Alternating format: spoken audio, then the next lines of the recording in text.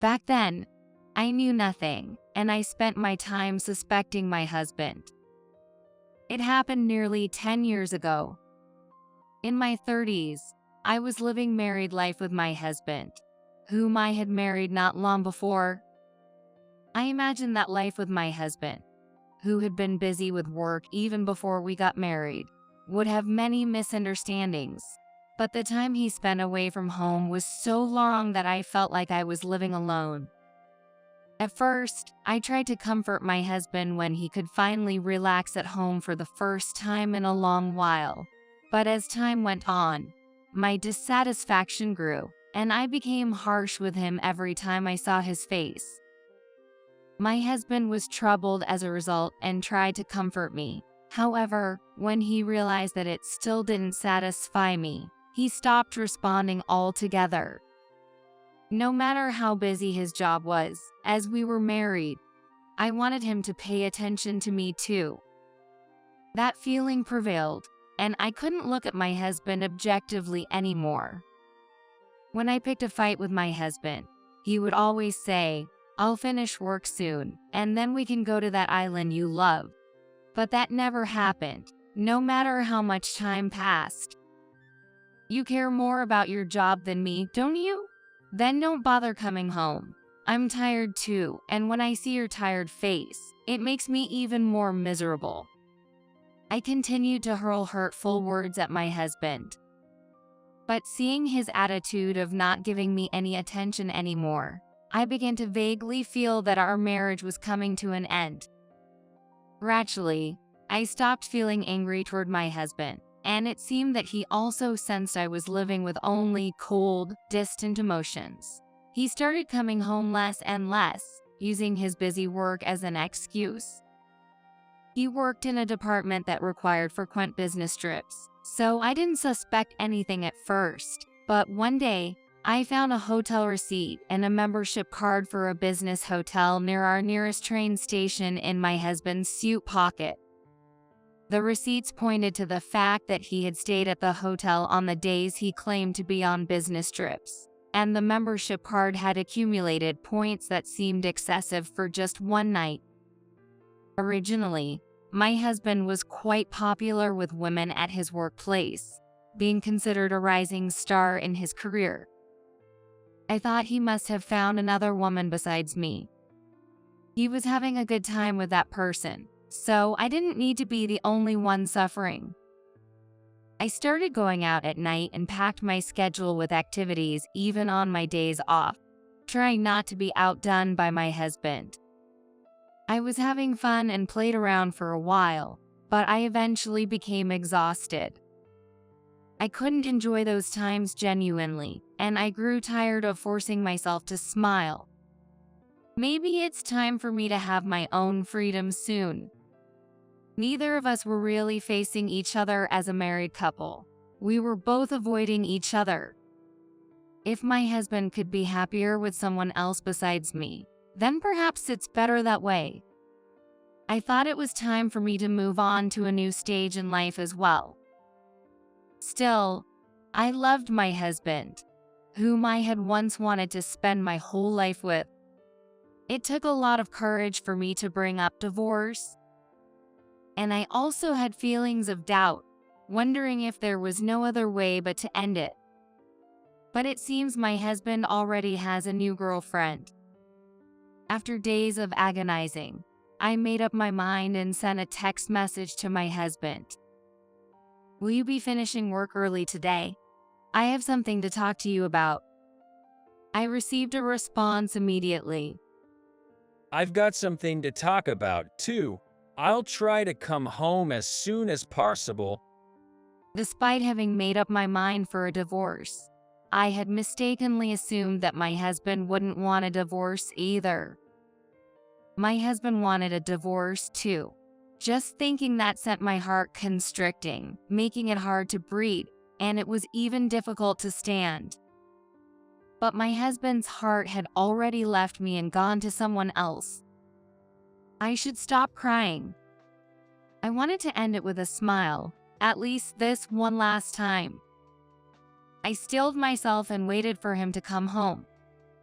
He eventually returned home around 9 p.m. My husband, whom I faced head-on after a long time, was surprisingly thin. His kind eyes and tone remained the same, but there was a distance between us that seemed impossible to bridge. My husband was originally a man of few words, and while I was talking, he often lowered his gaze and remained silent except for occasional nods. I had wanted to end it with respect for my husband until the end, but I couldn't help feeling that he was making a fool of me.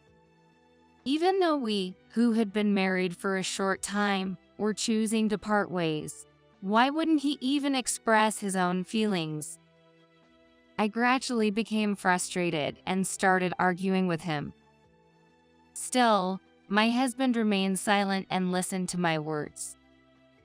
I wanted to somehow make him speak, so I mentioned the existence of his new girlfriend. He must have thought I hadn't noticed. If he realized that I saw through everything, wouldn't he rush to make excuses? Upon hearing my words, my husband looked surprised and, for a moment, let out a smile. And after a short pause, he said, "So, you found out, huh?"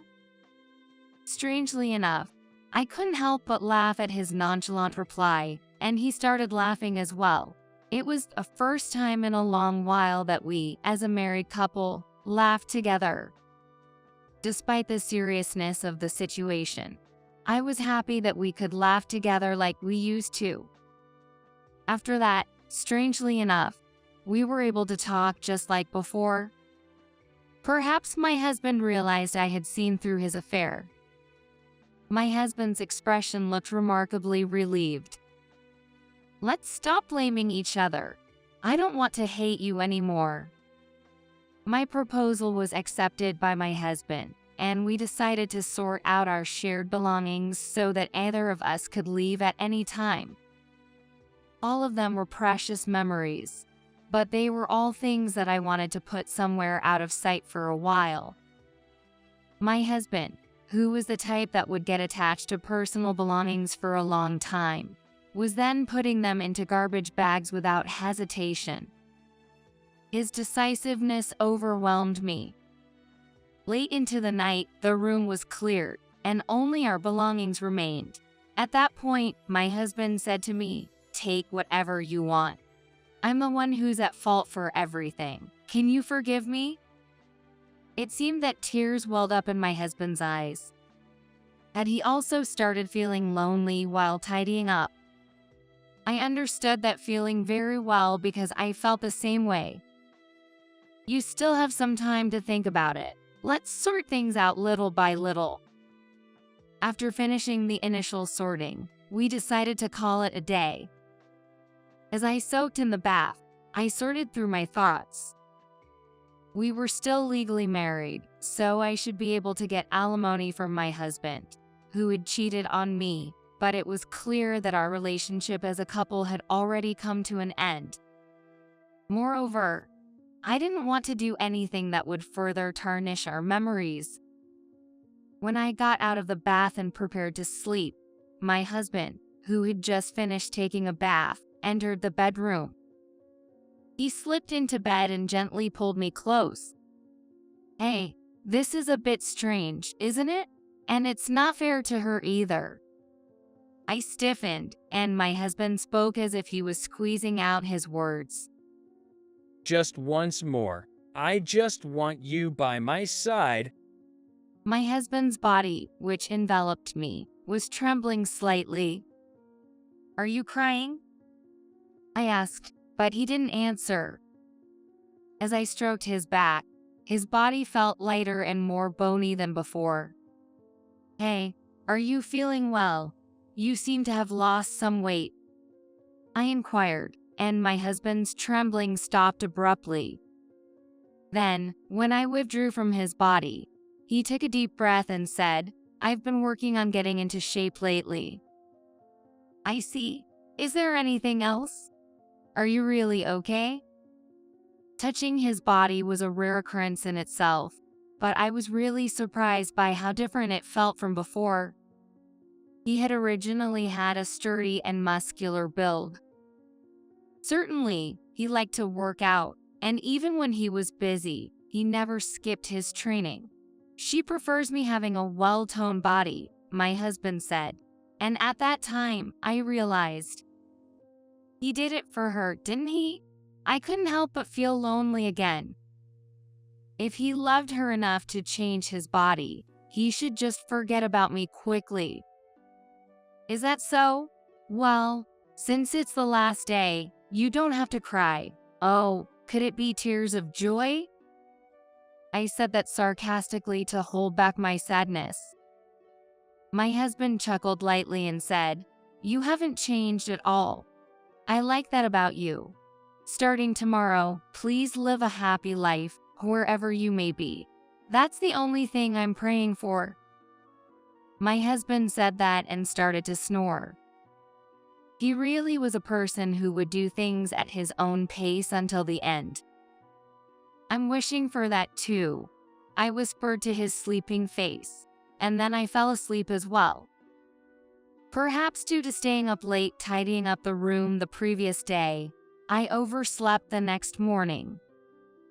When I woke up, my husband was no longer in bed. I went to the living room, and on the table, there was an A4-sized envelope, inside of which were a passbook and numerous documents. I took everything out, and it turned out to be related to our marital assets. In addition, the passbook in my name had a surprisingly large amount of money in it. And from a small envelope, a divorce document appeared. My husband's part was already filled out, and it seemed I just had to fill in my part and submit it. I hurriedly called his cell phone, but it seemed to have already been canceled, and I couldn't reach him. Over the course of a few days, I asked my husband's family and friends about his whereabouts, but no one would tell me anything. I reluctantly contacted his workplace, only to find out that my workaholic husband had resigned several months ago. I would have understood if he had found a new girlfriend and left, but why did it have to come to this? And why wouldn't anyone tell me anything? I fell into a mild paranoia, but it seemed I had no way to contact my husband anymore. I was crushed by the mental fatigue that had been building up even before the divorce. My husband had even prepared alimony for me, so I was free to go to my favorite place. It was a remote island that takes almost a day to reach from the state I lived in. The island had only around 3,000 residents, and depopulation was progressing. I had visited the island with my husband once before as tourists, and I was captivated by the island's nature and its slow-paced way of life. It was also a place where we had promised to visit again when his work finally settles down. While there were memories with my husband, what I needed then was probably the tranquility of that place. And a few months later, I decided to rent out the house where we had lived during our married life and quit my job to move to this remote island. I felt that I had made a bold decision, but I felt that I couldn't continue living in that house anymore. I didn't know how my husband had managed to pay off the mortgage, but I understood that he had put in a lot of effort. But there were too many memories for me to continue living there alone. However, I didn't want to completely let go of it and turn my husband's efforts into nothing. There were many strange things, but I couldn't ask my husband anymore. In this quiet island, I planned to spend my time while occasionally letting go of the past. I was starting to get used to the island life, and I had become acquainted with my neighbors. Living a simple life, I realized that doing nothing made me feel even more depressed, so I started working as a helper, helping the elderly in the neighborhood. At first, I was treated as an outsider, but as I got used to the job, I was happy to be accepted as a member of the island community. Just as I was finding my place, I heard from my colleagues at work that the new client who had requested assistance was someone who had come from the US for medical treatment. This person had fallen into a situation with no hope of recovery and had chosen this island as his final resting place. Moving to this island in that condition must have required considerable determination, considering there were no medical facilities here. I was thinking that it would be quite challenging when I received a new request from this client, and since I had no prior commitments, I ended up being assigned to visit him. I had heard about his medical condition, so I was a bit nervous as I headed to his home. Upon arrival, I found a small house on a hill overlooking the sea. I had heard that it had been vacant for a long time and had been renovated to a livable condition when he moved in, but it was really just a house that could provide basic shelter from nature. I wonder if it's really okay for him to spend his final moments here? I couldn't help but worry as I rang the doorbell of the house. Finally, a faint voice said, "Please come in." I gave my usual greetings and went inside, finding the client sitting by a window where the sunlight and breeze streamed in. I couldn't see his face clearly due to the backlight, so I approached him with squinted eyes. "Nice to meet you. I'll be assisting you from today," I said, turning to look at his face, and I was left speechless. There, seated before me, was my husband, or rather, my ex-husband. We both stared at each other in surprise, not uttering a word. My husband was the first to break the silence. "So, my disguise is all blown, ho." He chuckled mischievously, just like before. "What are you doing here?" I was astonished by his unexpected presence, and my thoughts became a tangled mess as I recalled the information I had gathered from my colleagues before coming here. I was too bewildered to speak coherently. My husband took my hand, which had gone limp, and guided me to sit beside him. He held my hand and stayed seated, patiently waiting for me to calm down. I gradually regained my composure, but I couldn't bring myself to ask about my husband's condition. Instead, he kept apologizing while holding me gently. Words to say to my husband eluded me, so I sat there silently, and I heard a voice from the entrance announcing a visitor. I wiped away my tears and headed to the entrance, where an elderly man was standing.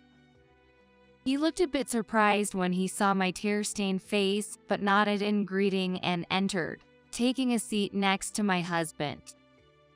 "How is everything today?" he asked in a gentle tone. My husband replied that there hadn't been any significant changes, and they soon started chatting. The elderly man was probably the island's sole doctor. There were no hospitals on this island, and my colleagues had mentioned that the nurse and doctor at the clinic were this island's lifelines. So, it seemed my husband had indeed come to terms with spending his final moments on this island. Despite my husband's decision, I wondered if there was anything I could do. I listened intently to their conversation.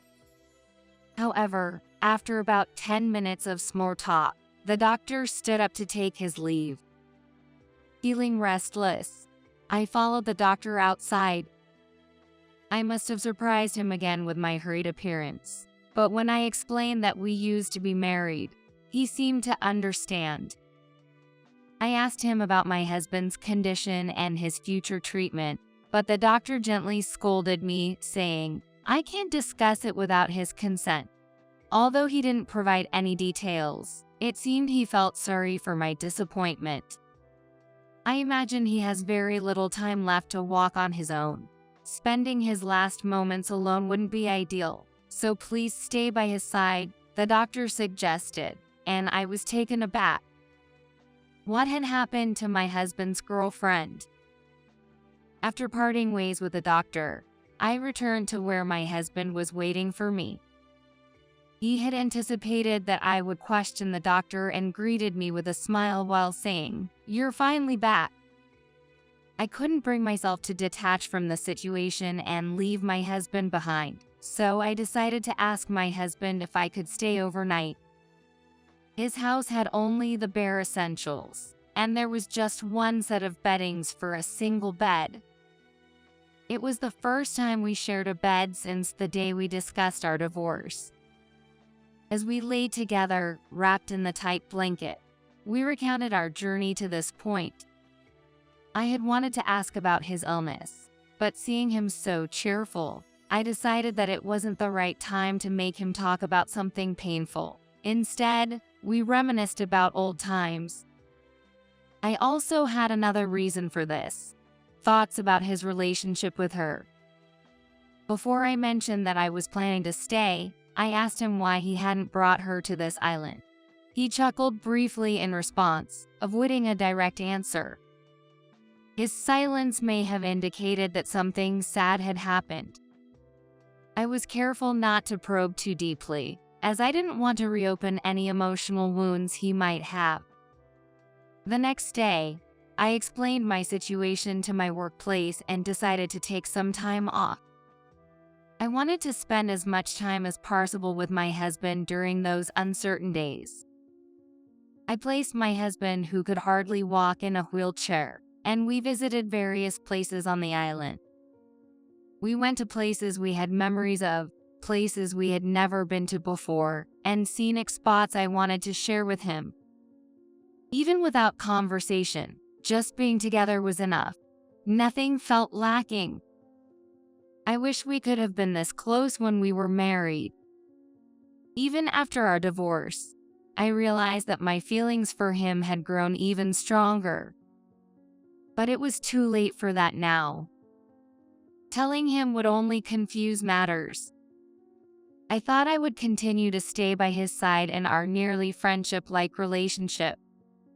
We enjoyed our days together, but the illness was slowly consuming my husband.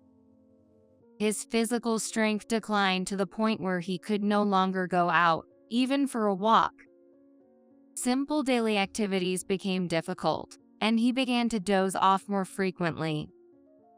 The doctor visited us every day, and the absence of pain was the only relief, as this was a natural progression.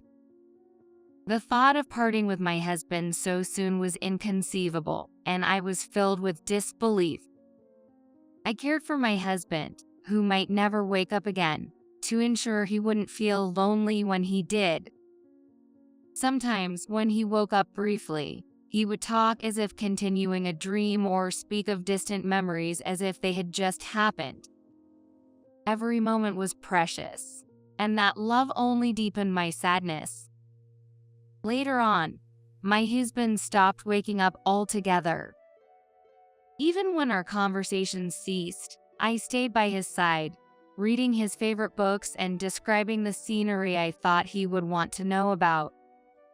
One day, as I wanted to share the beautiful sunset with him, I was about to speak while holding his hand. However, I noticed that his hand had grown cold.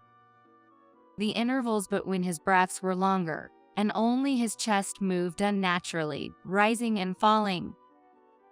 Panicking, I called the doctor, and he promised to come right away, but I felt a crushing sense of helplessness in the face of the situation.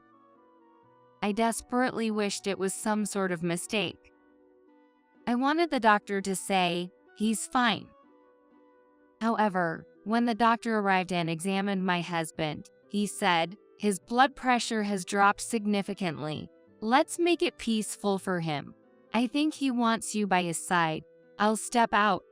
If anything happens, I'll come back immediately, so stay with him and be at peace." The doctor said that and left my husband, telling him his final goodbye.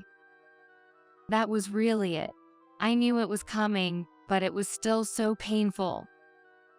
I'm truly happy to have met you in this life. We had difficulties, but deep down, I've always loved you. I whispered these words into my husband's ear, holding his hand gently. And then, my husband's hand weakly squeezed mine in response. It was perhaps medically impossible, but I felt it distinctly. Shortly afterward, my husband exhaled his last breath and passed away quietly. I couldn't contain my tears, but I was grateful that I could be with him in his chosen final moments. From my husband's passing to his interment, everything moved swiftly, and I had no time to dwell in sadness. When I finally returned home after clearing out my husband's belongings, I noticed a mountain of mail piled up. As I looked through them one by one, I came across a familiar handwriting, and I was astonished. There were dozens of letters from my husband there. Despite my daily presence by his side to ensure we wouldn't be apart, somehow, I hadn't noticed. My husband's letters began from the day of our reunion. It seemed my husband had moved to this place with faint hopes of meeting me again, but he hadn't really believed it would happen. He was surprised but found it challenging not to show his joy. His letters were filled with his trademark humor, and I couldn't help but smile. Knowing that he had hoped for this meant the world to me. Looking at the dates, it seemed he had mailed them every day, but as the days passed, his handwriting became more erratic, the content of the letters shorter, and the progression of his illness was painfully evident. As I read through them with a heavy heart, I stopped at one particular letter. It contained the truth about our divorce.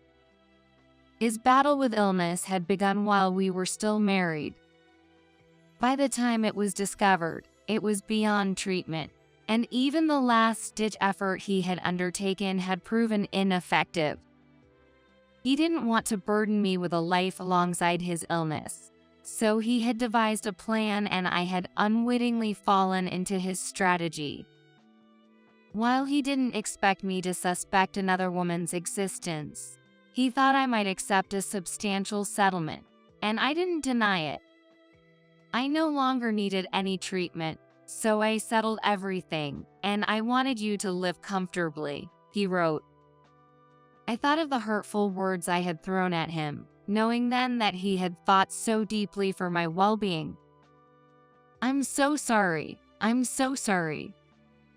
Tears streamed down my face uncontrollably. Then, I heard a knock on the door. I quickly wiped away my tears and opened the door to find the doctor standing there. "Doctor, why have you come?" I asked, and he handed me an envelope.